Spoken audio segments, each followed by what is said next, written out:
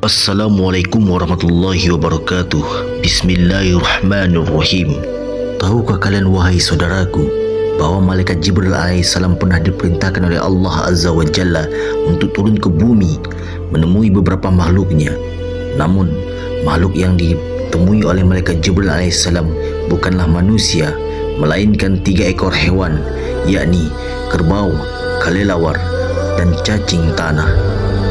Apakah hikmah dibalik dari kisah ini? Tonton terus video ini hingga akhir.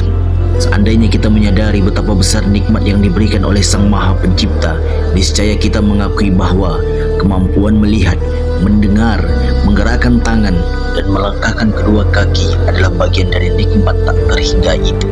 Begitupun dengan kisah yang satu ini. Ketika itu Allah Subhanahu wa Ta'ala memerintahkan malaikat Jibril turun ke bumi dan menemui beberapa makhluknya. Kali ini malaikat Jibril bukan bertemu dengan manusia, melainkan hewan. Mereka adalah kerbau, kelelawar, dan cacing.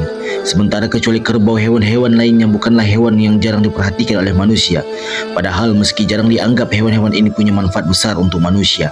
Ada hikmah di balik pertemuan mereka. Begini kisahnya. Pertama kali malaikat Jibril mendatangi kerbau. Di siang yang panas itu si kerbau sedang berendam di sungai. Malaikat Jibril menjumpainya dan bertanya, "Wahai kerbau, apakah kamu senang diciptakan Allah Subhanahu wa Ta'ala sebagai seekor kerbau?" Kerbau menjawab, "Masya Allah, Alhamdulillah, aku bersyukur kepada Allah Subhanahu wa Ta'ala yang telah menjadikan aku seekor kerbau.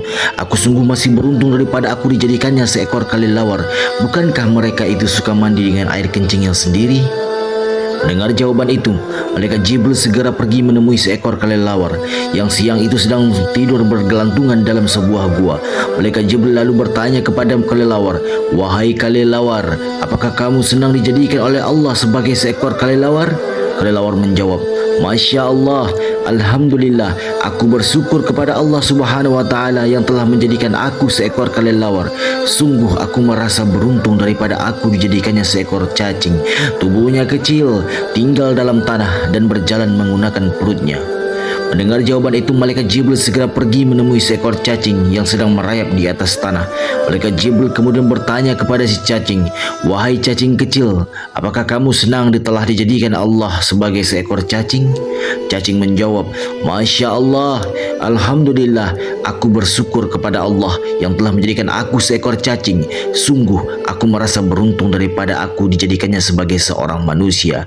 Apabila mereka tidak memiliki iman yang sempurna dan tidak beramal saleh, ketika mati mereka akan disiksa untuk selama-lamanya dan tubuh mereka menjadi santapan yang lezat bagiku." Pelajaran yang dapat diambil: 1. Skenario Allah yang pasti. Dunia dan makhluk-makhluk yang ada di dalamnya diciptakan dengan kesengajaan dan skenario yang pasti, bukan sembarangan maupun kebetulan belaka. Maha suci Allah yang telah menciptakan langit dan bumi ikut segala isinya dengan keteraturan, sistem yang rapi dan berpasang-pasangan.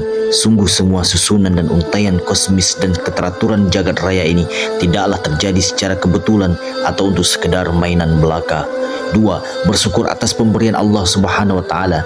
Belajar dari semua hewan tadi, hendaknya setiap kita senantiasa merasa bersyukur kepada Allah Subhanahu wa Ta'ala atas pemberian yang diberikan kepada kita, yang tentunya berbeda satu sama yang lain. Dengan demikian, kita tidak akan pernah iri apalagi dengki terhadap nikmat yang diberikan kepada orang lain serta lupa akan nikmat kepada diri sendiri.